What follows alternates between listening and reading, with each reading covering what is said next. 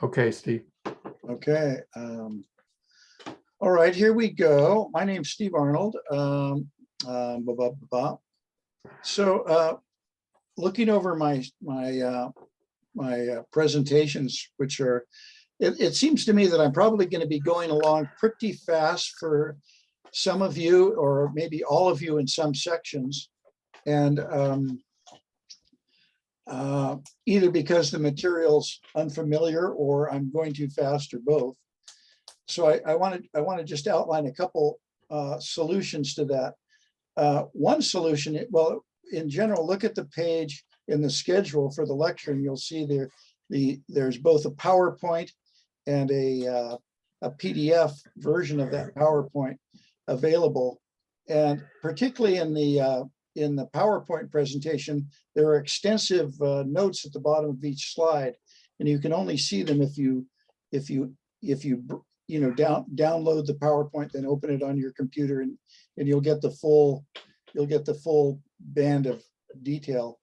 You can also see them in the PDF version, but they're sort of compressed and kind of hard to read. So that's one level of detail beyond what you're seeing in the lecture that you can pull up pretty easily. That is notes at the bottom or somewhere in the corner of each slide. Let's see what else. Well, also you'll notice that I've listed readings for each chapter, and often these take the form of a chapter from a book, and they'll say chapter 4, chapter 5.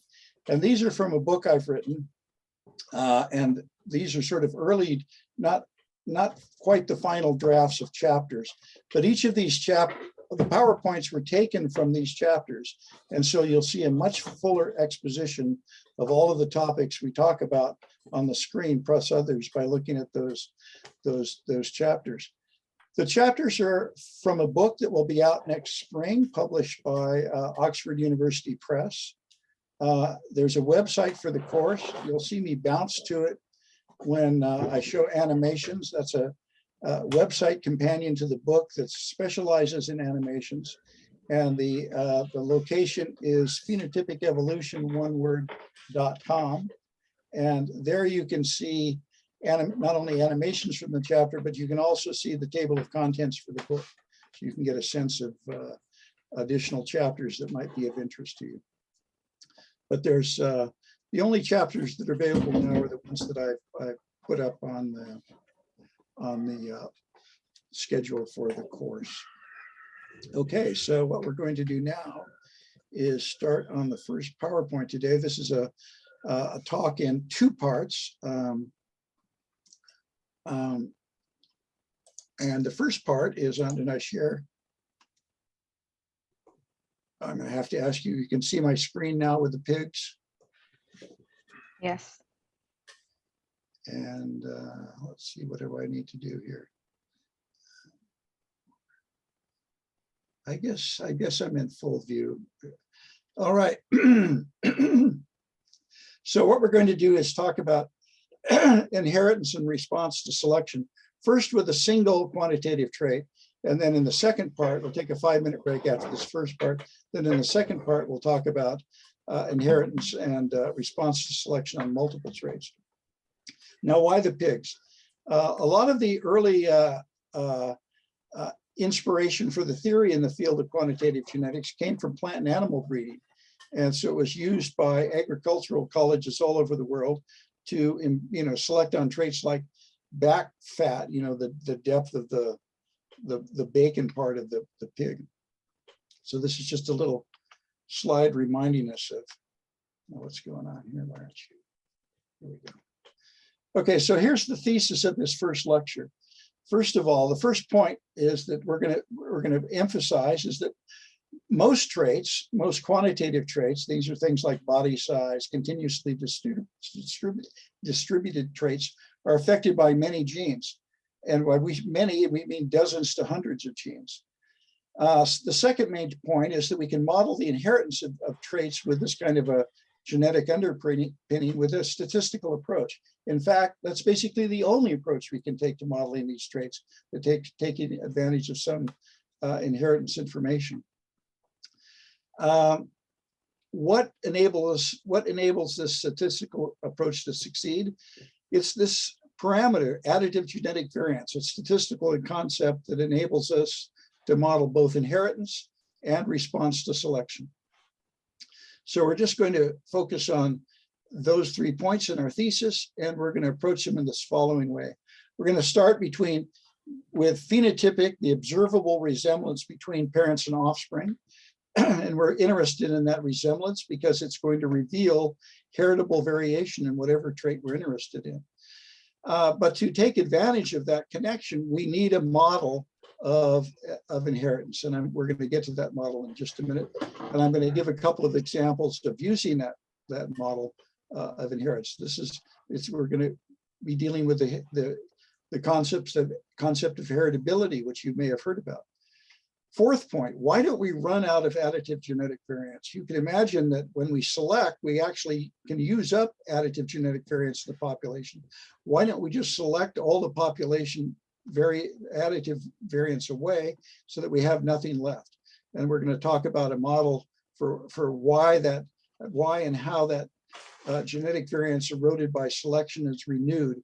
And the sources of renewal are going to be mutation and gene flow. And finally, we're going to turn to the topic that concerns us most with this section, and that is changing the trait mean with selection. Now, why are we interested in that? This is going to be our mechanism for changing the trait mean when we explicitly model process of evolution on a phylogenetic tree. So this is the key takeaway section from this first part. Let's go back to 1889. When Francis Galton, a British biologist and a grandson of Charles Darwin, began plotting data in the following way. He'd plot the height of offspring as a function of the height of parents. And he noticed that for many, many traits, we're looking at height, human stature, he noticed that there was a statistical relationship between the variables. And he plotted a least squares regression line and referred to that as the regression line for the trait. Why is it the regression line? Well, you can see here's the equal offspring equals parents line. The regression line, you can see, lies so that larger than average parents, their offspring are taller than themselves. If we look above the bivariate mean, the actual offspring of tall parents are taller than we expect. They're shorter than we expect from the line of equality. In other words, he said on both sides of the regression, we're regressing back towards the bivariate mean, hence the term regression, which now has a meaning much beyond this kind of plot. All right, now we didn't have Joe's lecture this morning, but Joe's point, if we look at, we used a simple model for phenotypic value in which we have the phenotypic value for a trait of an individual. We imagine that that has an underlying mean and that there are contributions from each of what have I got here, 5 genetic loci. There's a particular genotype at each locus, and each of those genotypes has a particular value that contributes to the trait. And to get that phenotypic value, we simply add to the mean the contributions from each of these loci and some environmental effect. And that's a simple additive model for phenotypic value.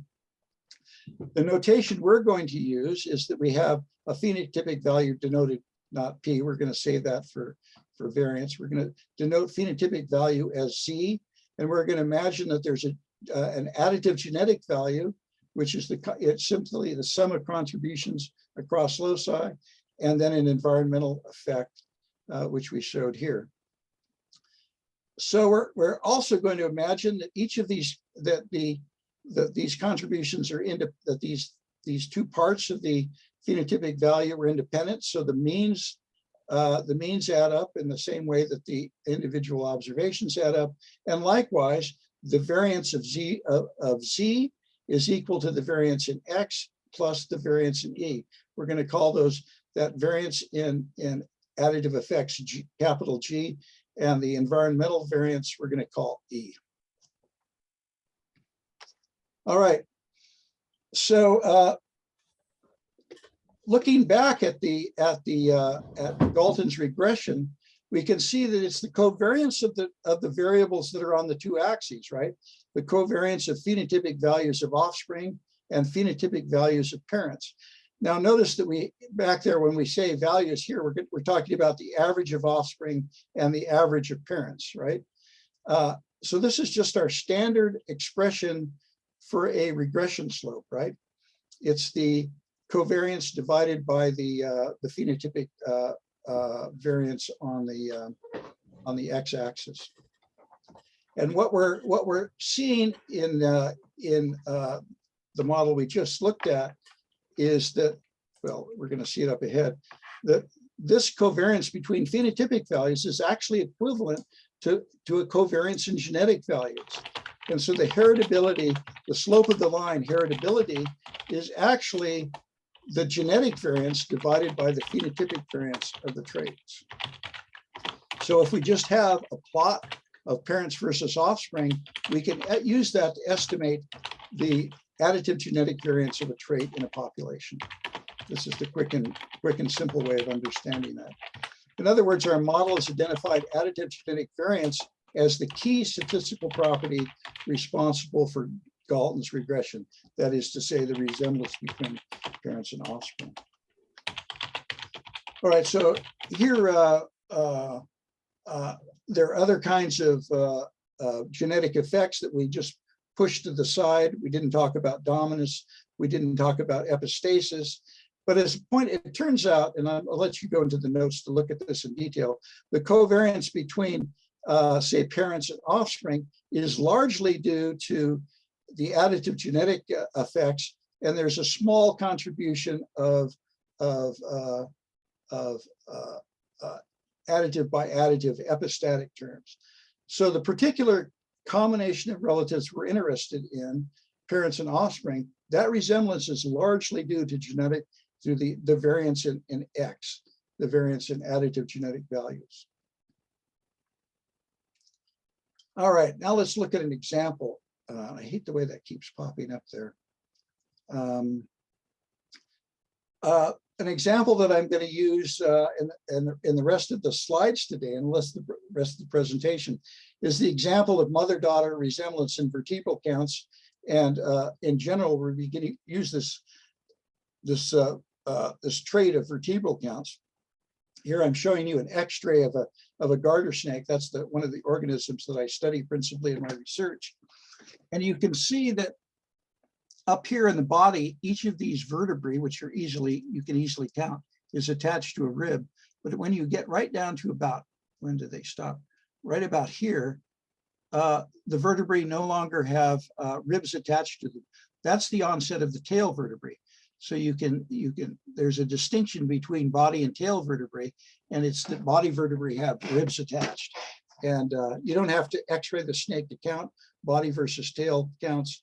You can see them on the snake because typically the scales on the underside of the tail below the tail vertebrae are divided, that don't go all the way across. In any case, if we look at a typical population of garter snakes, we can see an almost normal distribution of the body vertebral count. And you can see the mean is about 165 in this example. So now let's look at inheritance in those two traits. So here I'm plotting daughter's body count versus mom's body count. And here I'm plotting daughter's tail count against mom's tail count. This is a sample of about 100 mothers and their offspring. And the average litter size is about 5 daughters per female.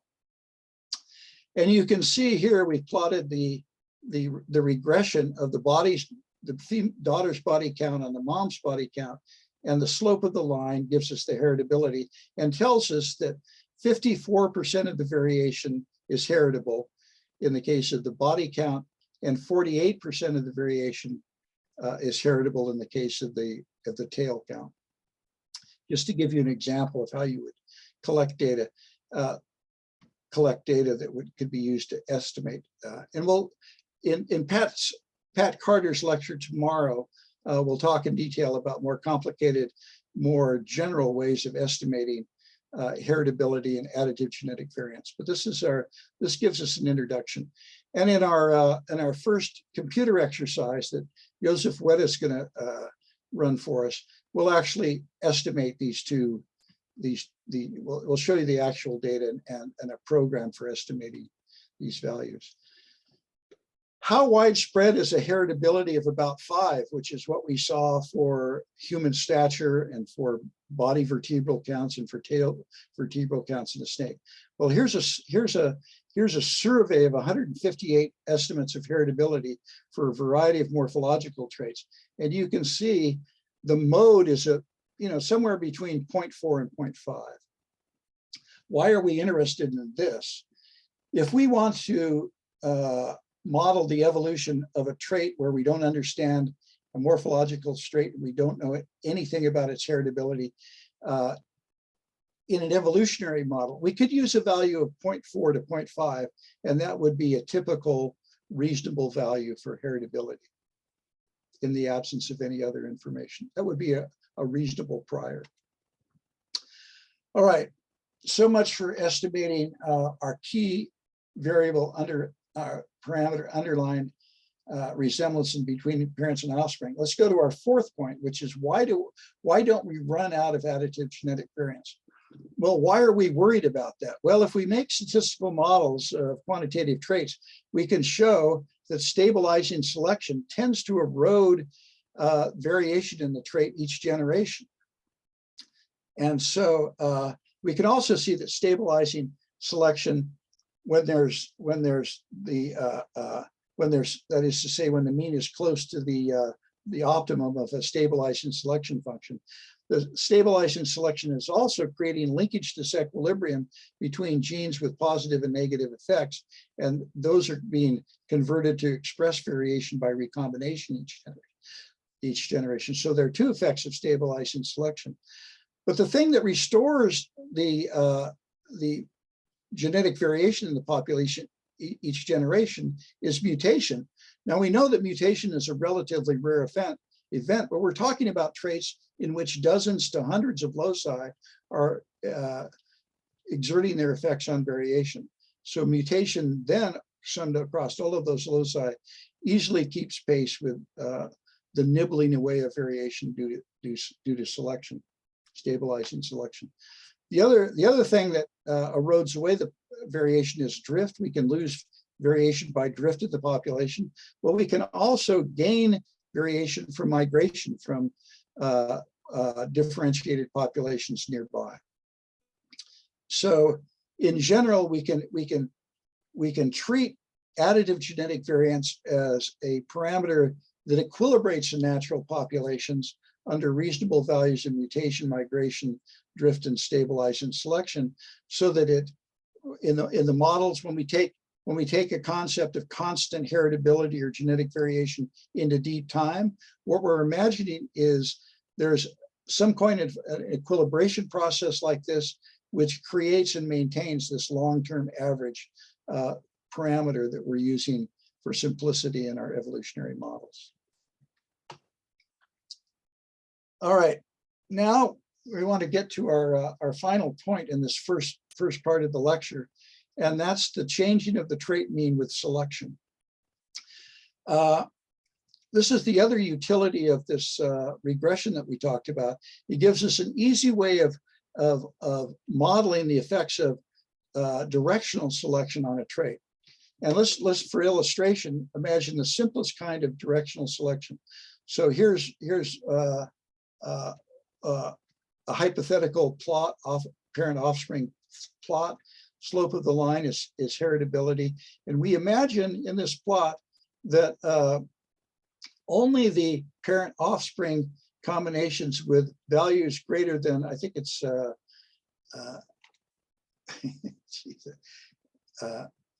greater than a value of, I guess it's 0.5 I used in this example, become the parents and offspring in the next generation. So we're imagining truncation selection acting in the parental generation on whatever trait we're measuring on the x-axis. What are going to be the consequences of that directional selection on this trait? We can see the consequences in an easy way.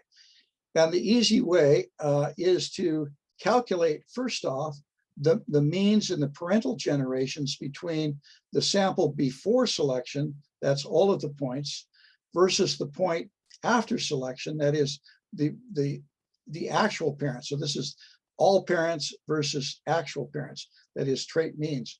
That difference we're going to call the selection differential as our measure of directional selection. It's the difference between the trait mean after selection and the trait mean before. And you want the direction that the variables to go in this direction, because S is positive if Z bar is greater than Z bar. In other words, you want Z bar minus Z bar star minus Z bar. Can I ask a question? You may. I noticed that you have shifted from absolute values to these phenotypic values, the Z term. Absolute values? Well, you went from measured values to phenotypic values, correct? No. Where did you think we did that? For instance, in Galton's plot, you were just looking at like height of offspring versus height of parent, but now we've switched to phenotypic values. So that would be going from your No, these are phenotypic values right here, right? I guess she's saying in the most recent plot, your Phenotypic standardizing values inventory. are the express values that you observe with measurement and record with measurements. Right, but in the most recent plot, the scale is between -3 and 1, and trait values wouldn't be negative. Arbitrary. So That's just yeah. Okay. So yes. Okay. So it's the same kind of plot. Yes, here we are. But I just for convenience made the middle of the plot be at 0. So that's the scale is completely arbitrary. Is that what's bothering you? Going from -2 to +2? So, Yeah. so Steve, that means you've gone technically from the phenotype to the deviation of the phenotype from the population mean. Yes, yes, you could say that. Yeah, yeah. But that's a completely benign transformation that we've used there. It could be in the original. It could be in the original units, not units scaled to deviations from the mean or from 0. Are you with me? Yes, thank you. Maybe. We'll talk later. Okay, so now let's go back to this plot. If we take those values, we can also, here's the mean after selection. If we go up to the regression line, we can extrapolate that the mean of the mean offspring value of parents with a mean of Z bar star are going to be this value over here. I haven't even given it a name. And likewise, the mean of all parents is going to be this value right here. So the change from one generation to the next, this is a change within a selection within a generation. The change from one generation to the next, we're going to call delta Z bar. And we now have a simple expression for predicting the change in the mean across generation. It's S times the heritability of the trait. And this is our fundamental univariate equation for response to directional selection in a single generation. So usually this would be at like lecture 3 in a quantitative genetics. Like I've given you like the first 3 or 4 days of material. So you may want to go look at the notes. And I think this is the end of part 1. Well, we're not quite to the end of the part 1. All right, so this is our fundamental equation, and I've written in this form because this is the form G P minus 1S that's going to be useful when we go to multiple traits. Okay. Now in this slide, what we've shown is the deterministic response to selection.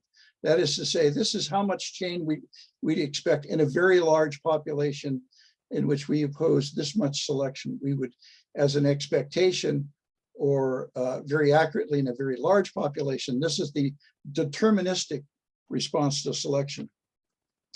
But if the population is not infinite, let's suppose the population size, effective size is 500, and we took a series, well, let's start out with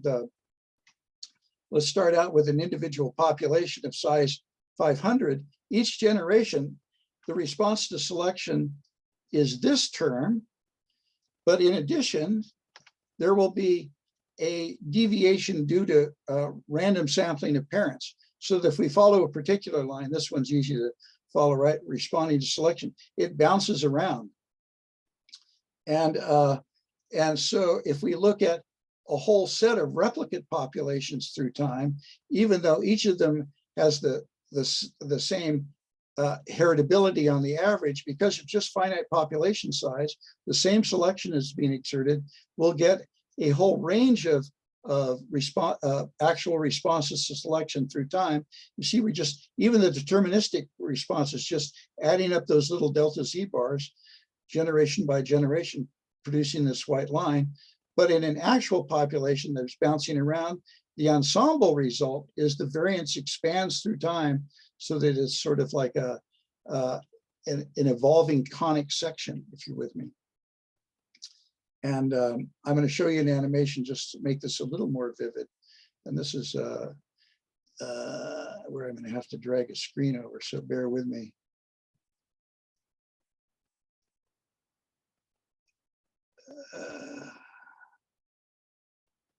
Do you see that? You? Yes. Yeah. Yeah. You might have to just scroll a little downward so we can see the full. Oh yeah, but it's just the scrolling issue. Okay, good. It bounced it anyway. All right, so I'm just showing you replicate sets with large effective population and small effective population. See, the larger we make effective size, the tighter we are on the deterministic expectation. But if we make the effective size relatively small, see, we've got 25 populations we're following. The red dots are the means through time as they respond to selection. Okay. I think if I hit escape, oops, I have to close this down. There. All right, so the point of this slide is, in introductory biology, you probably heard about selection and drift as being two different things, right? When we say drift, we mean the contribution of stochastic sampling of parents, encapsulated by effective population size. And the fact that we've got a stochastic component of the response of the response each generation in no way negates the fact that we've got selection going on. Are you with me? We can think of both things as happening at the same time. A key fact that we're going to use in the models we're going to build. All right, we know from experiments in laboratory and in the barnyard and in the greenhouse that we can change trait means with selection. This is the foundation of plant and animal breeding. And then in the 1950s, there were many studies done with Drosophila and other model organisms to show that the theory actually works, and that when you select on a population, these are populations of finite size. You can see a set of replicate lines selected in the up direction, and here a set of replicate lines selected in the down direction. What do we mean by replicate lines? Independent lines, that there are no interbreeding. They're founded here and then selected independently. And we see asymmetry in the response, but we see a response in both directions. And we see this curious fact that there's an asymmetry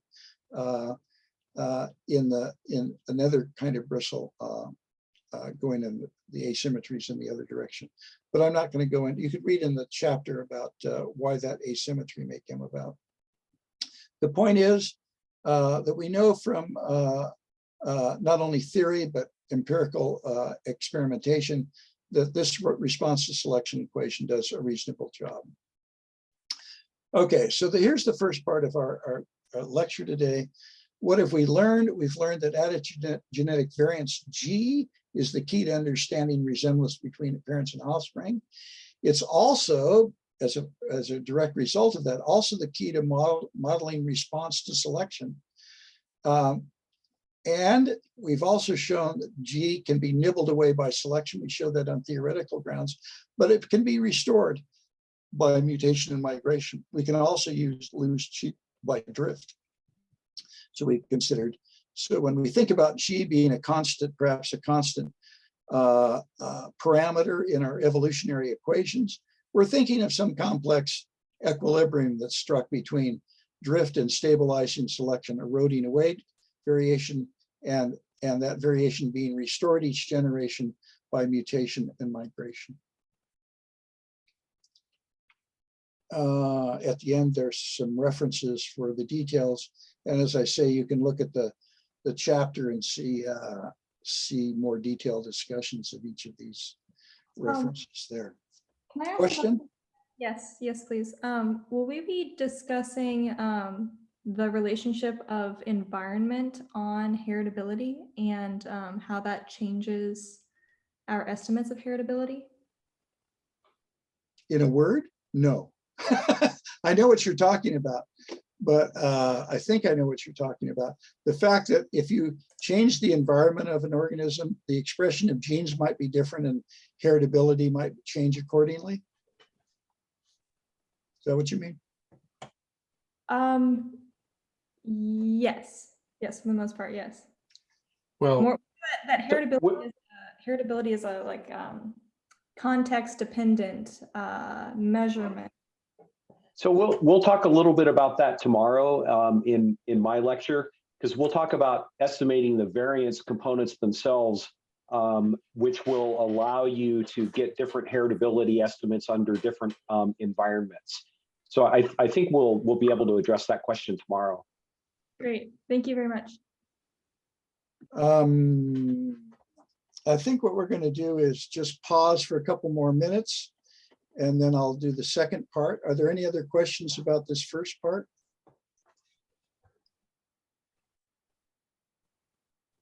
Yeah, I actually just had a question about comprehension just through rederiving your h-squared heritability of a trait value. I guess it's equation 5.3 in your book, but I think it's one of the earlier slides. And I was wondering if you could just reiterate kind of some of the steps and relationships of the covariances between the offspring and the parent, and then also which values are estimated from a population, which ones are obtained through solving, and kind of just running through that with a little bit more detail if that doesn't take up too much time. So, yes, there's ample need for clarification here. So let's look at a plot like this. So what we're saying is this is an observable plot, and we can calculate this. This is just a standard plot, XY plot. But the plot, in this case, the plot is one parent's count versus another relative's count. Moms and daughters plotted against moms, right? And so the point of confusion is back here. Oops, where is that?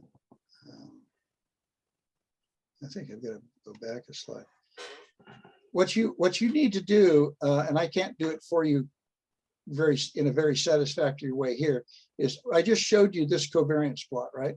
So if we just block out this over here, this is just the standard statistical the standard expression for a least squares regression slope, right? Does it look familiar? This is CO is Y and CP is X. This step right here is the result of models of gene effects being inherited in daughters from mothers.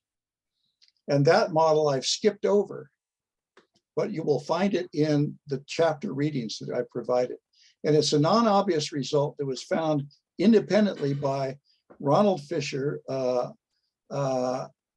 Weinberg in Germany, and Sewell Wright in North America. This is 1918 to 1922.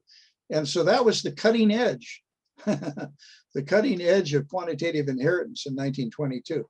And it's sort of a non-obvious result, but that's the step that I've skipped here. And it's also the gist of this expression due to Cockerham, which I've also skipped over, which you can read about. Anyway, so that was a good question, but it would take, way too much time for us to do that. I think, any other questions before we do the second part with multiple traits?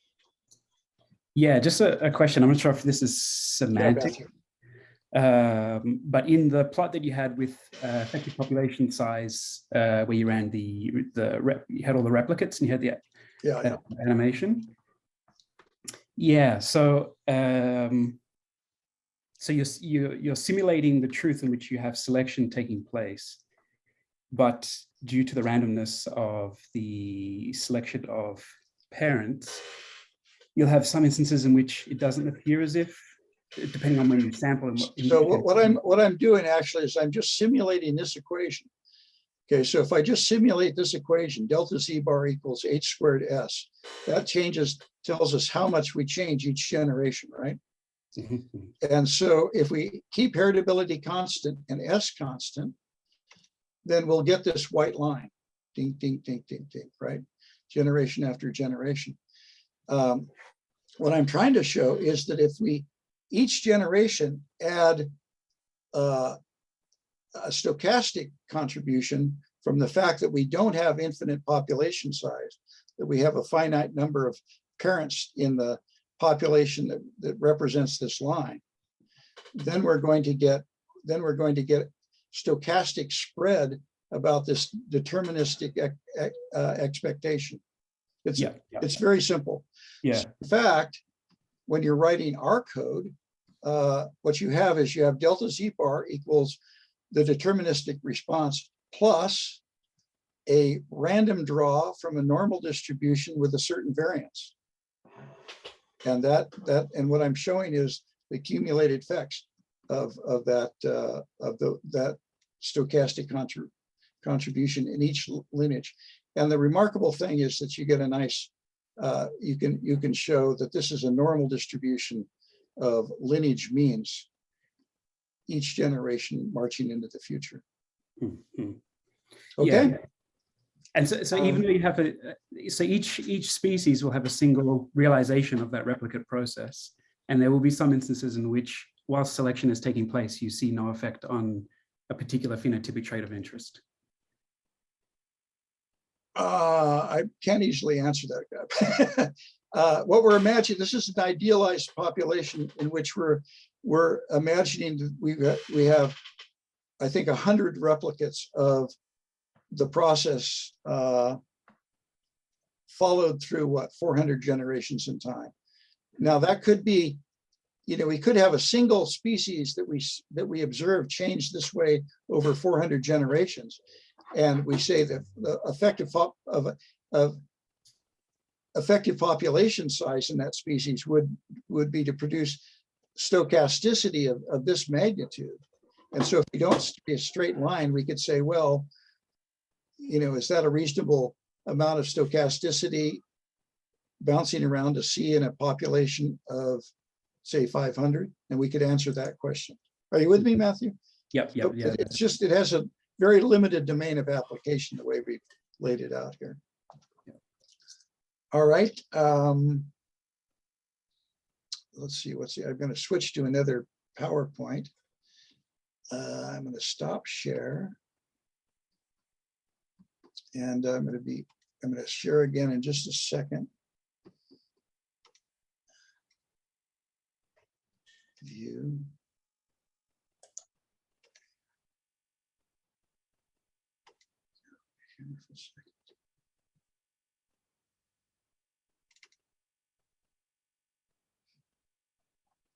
All right. got a screen. I'm going to stop recording for the moment. You can start right now. I'm starting.